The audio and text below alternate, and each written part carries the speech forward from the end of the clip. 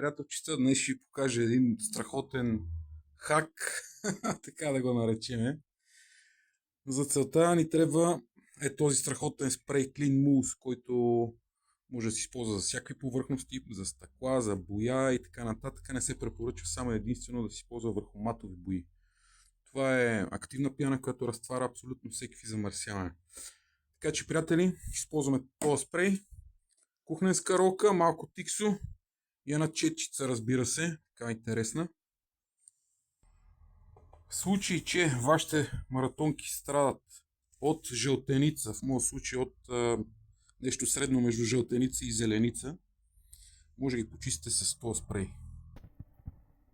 Така, облепих с тиксо, понеже с едната ръка държа телефона, с другото трябваше да лепа, затова спрех за малко и така вече покажам, залепил съм тиксо, да си предпазя тук. То не е проблема, не искам да се ликьоса по никакъв начин. Така, взимате спрейчето, задължително го разклюмвате. Така, след като сте го разклюмали, започваме да изпръскваме активна пяна. Така, оставяме я да се втечни. Чакай, че тук се... Така. Изчакваме малко да се втечни.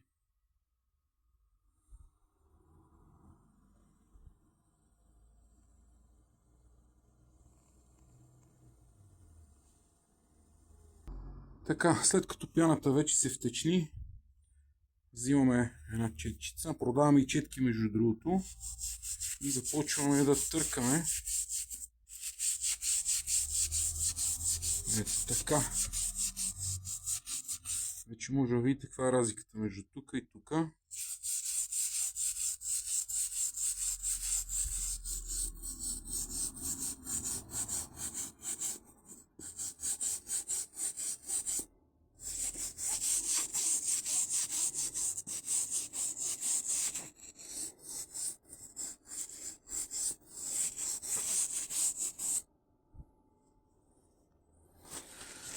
Така, след като вече сте изтъркали, взимате кухненска ролка или туалетна хартия, каквото имате, и забърсвате.